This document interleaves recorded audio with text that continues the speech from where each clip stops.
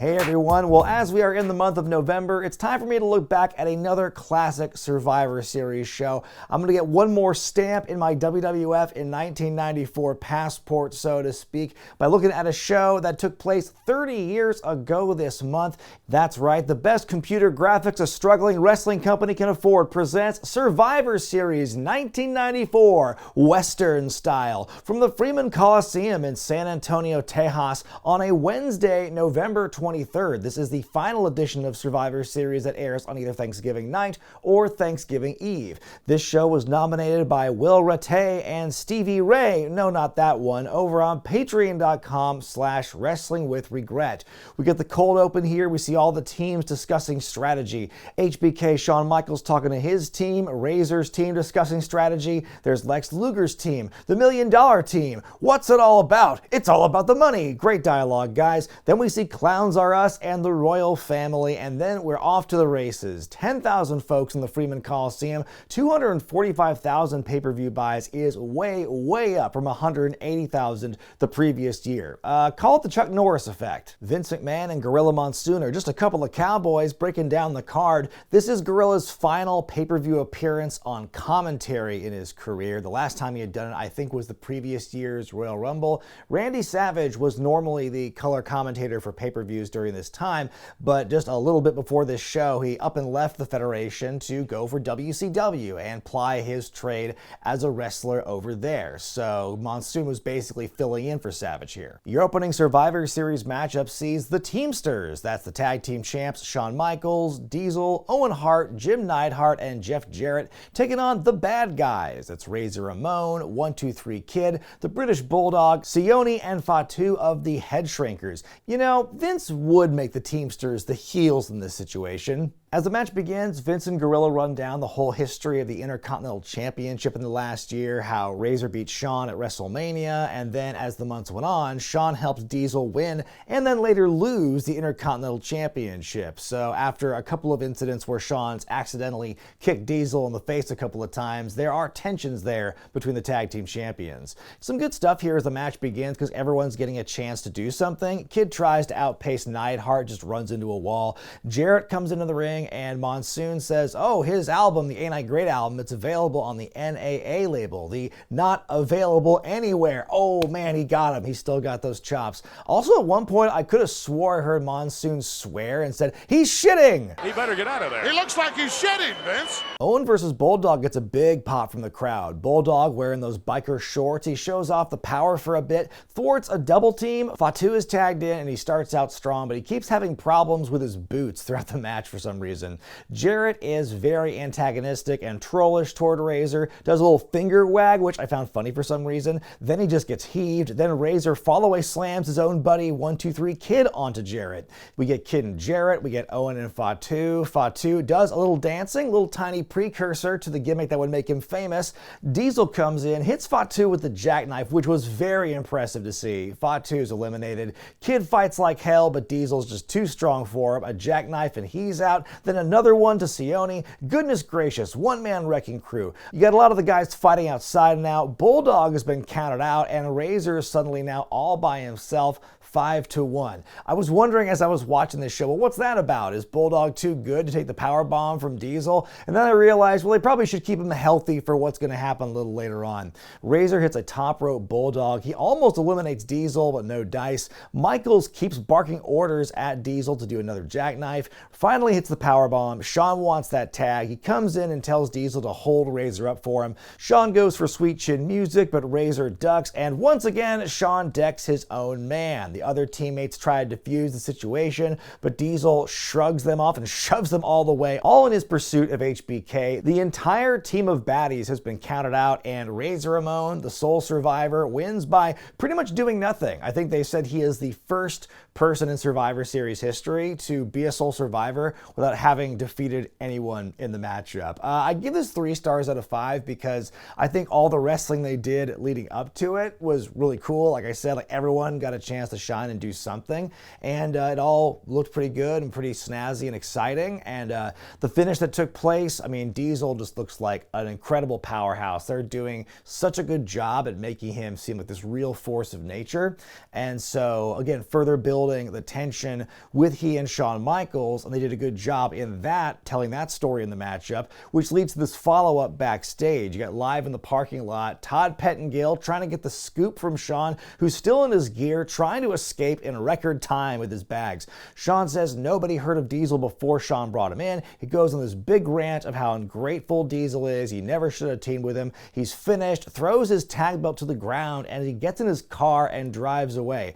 And Gorilla with some very astute commentary afterwards saying, how many times can you get kicked in the kisser before you see the light? Well, right about this point in the show, I wish that I were walking toward the light because I would rather do that than watch this match. Our next Survivor Series battle sees the Royal Family, that's Jerry Lawler with Cheesy, Queasy, and Sleazy, taking on Clowns R Us, that's Doink, Dink, Wink, and Pink.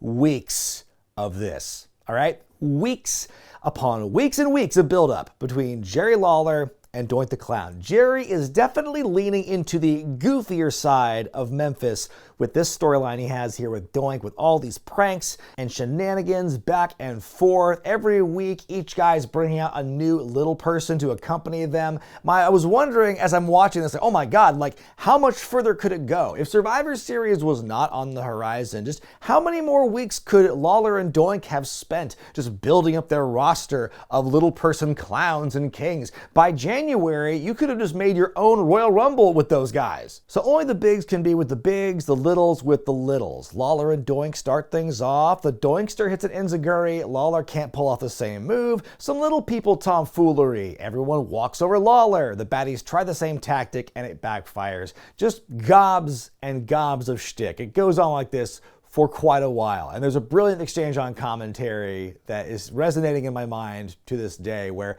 Vince asks Gorilla, why do you think he named them Cheesy, Queasy, and Sleazy? And Gorilla just goes, I think it's because they all rhyme, Vince.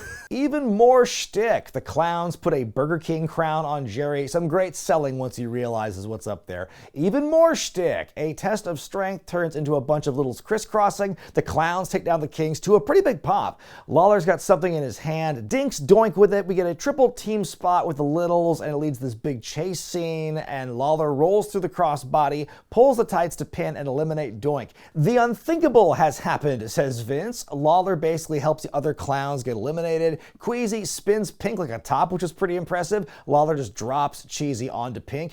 Dink is a house of fire and going nuts on the kings. Dink with a top rope cross body, but Lawler interferes. Queasy turns the cover over, and Dink is eliminated. A clean sweep for the Royal Family. Lawler grabs the mic and berates his partners. He's taking full credit for the eliminations. He keeps telling them to put their hands down. He just says, I hate short people, as he kicks them out. The kings are still raising their arms. Jerry goes after them, and before long, he is surrounded. Then he gets chased by 6 little wrestlers. He outruns them, only to turn around and get a face full of pie, courtesy of Doink. I give it 0 stars out of 5, and that's me trying to be fair, okay? Because I'm not gonna lie and say that I didn't find any of the match, like, funny or entertaining. I thought there were a couple of good gags. I think that, the stuff when the littles got to actually wrestle and do some spots, the crowd was way into that. And the crowd did love this spectacle in the ring, and so I'll give them that, but man, that was just way too much shtick, man. It just went on way too long. I felt that once Lawler rolled up Doink, and okay, that feels like a natural conclusion to this match. But no, there's a ton more. And so, yeah, I want to be fair to it because they did their jobs okay, and the gags hit, and the crowd liked it. But me watching this, I was like, please, there's got to be something better happening later in the show, right? By the way, Queasy and Sleazy would stay active for a while after this. In fact, you could actually see them in action in my Women's Extreme Wrestling Part 3 video. You've been warned. The Toddster is guffawing backstage about what happened to Lawler. Then he gives us an update about a new women's champion. We take you to the Tokyo Egg Dome from just a few days earlier. Alundra Blaze defended the belt against Bull Nakano for an All Japan show, and Bull beat her. wrestler. So now Bull is here in the promo zone with the belt. She speaks in her native language, and Todd's just like, "Are you happy to be the champion?" As if that's going to help things. Rumors were that apparently Alundra Blaze and Bull Nakano were going to have a match at Survivor Series, and it might have got pulled, but people have disputed whether that match was actually supposed to happen there. But yeah, this is the beginning of the feud between Bull Nakano and Alundra Blaze over the belt, and this is part of like them bringing wrestlers from Japan for Alundra to wrestle, because that's the style that she was more used to. Up next, a submission match for the WWF Championship as seen by a little projected image on the floor as Bret the Hitman Hart defends against Mr. Bob Backlund. It's the sharpshooter versus the crossface chickenwing. So Bob Backlund, former longtime WWF champion, has recently been making a return to the ring, been wrestling more, and in July of this year, he goes crazy. He turns heel on Bret Hart, and he is still obsessed with the fact that his manager Arnold Skaaland threw in the towel in that match against the Iron Sheik, never forgave him for it, still believes he is the champion because he says he never actually lost. So he'll snap in the ring, he'll lock in the crossface chicken wing on fools, then look at his hands a lot, all while spouting big highfalutin words. Honestly, I think if you had something like Mr. Backlund, like today, in like today's modern WWE, like a former champion who hasn't been seen in a very long time, like comes back and is just cuckoo bananas afterward and is just totally different, that would actually be pretty captivating stuff. So Backlund has requested this submission stipulation where the only way to win the match is if the other opponent's cornerman throws in the towel. So the British Bulldog, Bret's brother-in-law, is in the champ's corner, and then the black sheep of the family, the king of the ring and Bret's bitter rival for the year, Owen Hart, is in Mr. Bob's corner. You also see Stu and Helen Hart, Bret and Owen's parents, in the front row. Meanwhile, Bret's wife and kids are way up in the upper deck. Sorry, sweeties, only Nana and Papa are needed for the angle tonight. Huge pop for Bret's entrance, by the way. The match begins. Bret works the headlock for a good long time. Backlund almost locks in the crossface chicken wing, and we're back to the headlock. Bob comes back and now works over Bret's arm. Bret has been all graps and all wrestling, and Bob has been fighting much more dirty, I noticed. He at one point just grabs Bret's arm and yanks it and flings Bret more than halfway across the ring. That looked really painful. McMahon is almost giving away the finish on commentary here, where he brings up the fact that, hey, Bob Backlund is 45 years old. George Foreman is 45 years old, and he just regained the World Heavyweight Championship in boxing. And so, yeah, we're doing the same thing, y'all. Bret fights his way into a figure four on Backlund, Owen refusing to throw in the towel. After a long time, Backlund finally rolls over, but Bret gets it back. We get a rope break. Man, these are some long holds. Backlund hits a pile driver, the most exciting move of the match. Bret fights out and keeps trying to escape the chicken wing. He fights out of a sleeper. Bret starts to hit all his comeback moves. The sharpshooter's locked in. Owen gets in the ring and leads Bulldog on a chase, and Bulldog KOs himself running into the steps.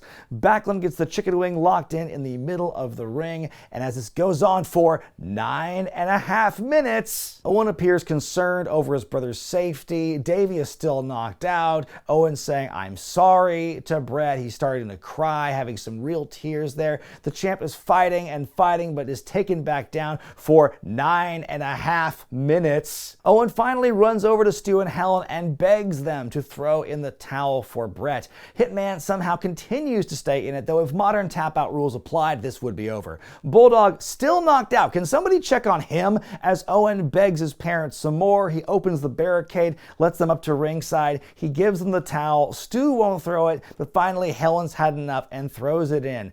And 9.5 minutes after Bob first puts the hold on, the match is over. Owen now gleefully runs to the back, and Backlund is named the new WWF champion after an 11-year drought. But do you know what also felt like 11 years? 9.5 minutes of the crossface chicken wing. I give this match 1 star out of 5. If you like the kind of wrestling out of like 1960, then this is the match for you. You know, obviously this match was designed to really get you to hate Bob Backlund and Owen Owen Hart, and it definitely succeeded in that with these god-awful long holds and Owen doing that convincing con job to look really remorseful and sad, and he tricks his parents into, throwing in the towel and costing Bret the championship. But man, technically speaking, the match wasn't bad. Like, no one botched anything.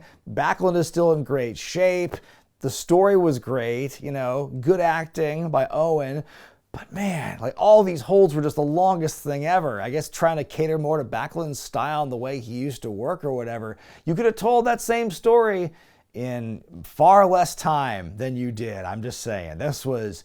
Ooh, and it's hard because Bret's a great wrestler. And like I said, Backlund is still in terrific shape for 45 years old at this point and everything. But man, I want that time back. We're backstage with Todd Pettengill and Owen Hart. Owen saying it's the greatest Thanksgiving of his life. And he says, "Mom and Dad, you fell right into my trap." And he reminds Bret he's no longer the champion since he could have beaten him before, but Bret cheated. And now you're nothing. You're a loser, and I'm a king. He wraps up by saying he is the best there is, was, and ever will be. Woo! Then we go back to the announcers, and Gorilla is furious. "I thought he was showing legitimate compassion, Jess."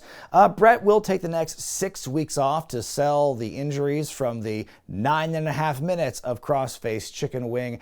He said later on it's the longest break he had received in a decade of wrestling, which is crazy to me. Meanwhile, Backlund, he becomes the oldest WWF champion in history at 45 years old. The record would be beaten in 1999 by Vince McMahon. But Backlund here, he would hold the belt for a whopping 3 days before losing it in dramatic, quick fashion to Diesel at Madison Square Garden. Our next Survivor Series matchup sees the $1 Million Team. That's Tatanka, Bam Bam Bigelow, King Kong Bundy, and the Heavenly Bodies on loan from Jim Cornette, taking on Guts and Glory. That's Lex Luger, Mabel, Adam Bomb, and the Smoking Guns. Tatanka, or if you refer to him by his full name the WWF has given him, Native American Tatanka, well, he turned evil, he turned heel at SummerSlam earlier in the year when he fought Lex Luger in a one-on-one match, and after months of accusing Luger of having sold out to Ted DiBiase, swerve bro, it was actually Native American Tatanka who did the selling out, joining up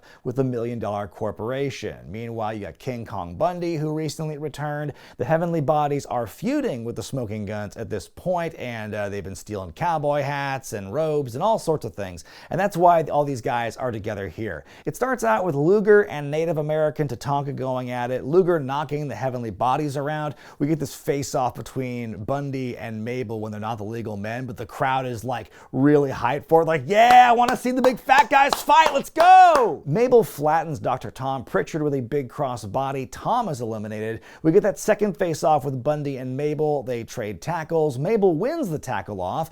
Big Man goes up top, but Bam Bam beals him off. Goes for a top rope sunset flip, doesn't quite get all of it. Mabel hits the big sit, good lord. Then both men tumble to the outside. Mabel's fall looked really scary. He almost landed right on his head, and he is done for the rest of the match proper.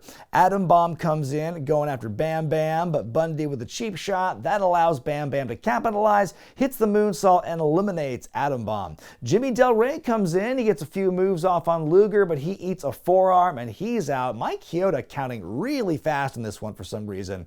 The Smoking Guns hitting Native American Tatanka with everything, and he's still kicking out, but Native American Tatanka hits the end of the trail to eliminate Michael Barton. Billy Gunn is a house of fire on Bundy, but ends up getting smooshed and eliminated. Lex Luger all by himself. How's he going to get out of this one? Luger absorbs a lot of offense. He does manage to get a surprise roll-up on Native American Tatanka Buffalo to eliminate him, but is immediately squished by Bundy, and that's the match. The $1 Million Team wins. The baddies continue to beat down on Luger after the bell. Finally, the rest of his teammates come back out to save the captain. Mabel then comes out, which I don't think they should let him because, he looks very much concussed the way he's walking out there with a 1,000-yard stare. They don't even catch the one spot he does after this point where he clotheslines the Heavenly Bodies on the floor who try to run in. They miss that. So he brought this guy out here who's clearly unwell to do his spot essentially for nothing. And then the segment ends with the baby faces tending to Luger. I'm going to give this one 2 stars out of 5.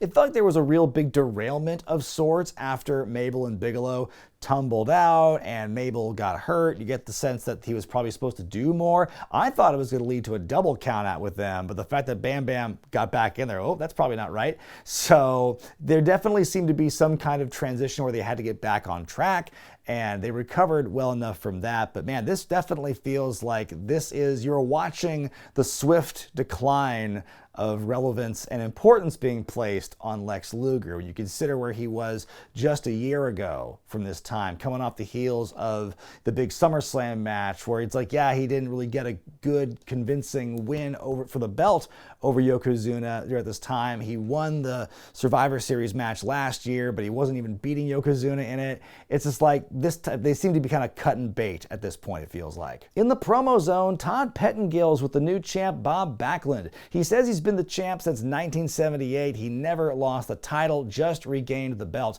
And he says he's going to save society. He's going to scrutinize, pasteurize, homogenize, and synchronize you all back into morality. It's sports education, pal. He gets very intense for a moment, then wraps it up by saying, I feel like a god, and then just cuts away really quickly. All right, well, that was Bob Backlund. Introducing the special troubleshooting referee for the main event, star of Walker, Texas Ranger, martial arts expert, and future meme, CHUCK NORRIS. And here's the winner of a Paul Bear lookalike contest we had. Somehow these two guys exist in the same space. It is main event time here. It is the return, the casket match part 2 of The Undertaker taking on Yokozuna. It was back in January in the Royal Rumble when it took 10 heels helping Yokozuna out to beat The Undertaker and stuff him into the casket. Then The Undertaker, as we all know, ascended into heaven, then came back at SummerSlam to beat the imposter Undertaker and has been gunning for Yoko ever since. And kind of a second verse, same as the first deal, where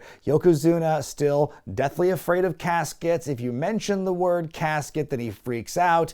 They even did like kind of a repeat of that promo from year to year. The only difference was it was like Stan Lane interviewing Cornette and Yokozuna the first time, and then the second time it was Vince McMahon doing the same shtick where he's like, the casket match, and Cornette's like, don't say that word, and they just go, casket? The match begins. Taker points to the casket. Bah! Yokozuna is scared. Taker's on a big run early on, hits the current school. Then we cut to a shot of Paul Bear shouting at his reflection in the super urn. Yeesh.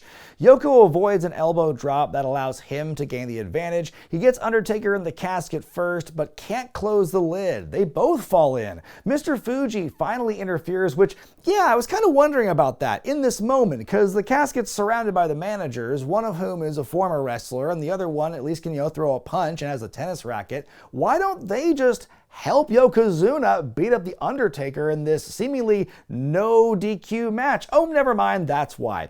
Yoko works over Taker for a while now, but the dead man fights back, hits a top rope lariat, tries to roll the big man into the casket. Out comes King Kong Bundy, and CHUCK NORRIS is ready. Oh shit. Then out comes Bam Bam Bigelow, the steely glare of CHUCK NORRIS. Suddenly from behind in comes IRS, another member of the $1 Million Corporation, jumping The Undertaker. CHUCK NORRIS, oblivious to all of that, looks on. What a hero. IRS dumps The Undertaker into the casket and leaves. Yokozuna slowly makes his way to the casket, and then we see Jeff Jarrett bringing up the rear coming out next. Where did Bundy and Bam Bam go? Who knows? Who cares? Thrust kick by CHUCK NORRIS. Taker fires up, knocks Yokozuna into the casket, breaks Fuji's flagpole in half, hucks that in, slams it shut, and Taker wins. Vince says we have seen the last of Yokozuna, which it would be until WrestleMania 11. Bear turns the flashlight on in his super urn, get probably one of the most frequently used shots of spooky Taker at the very end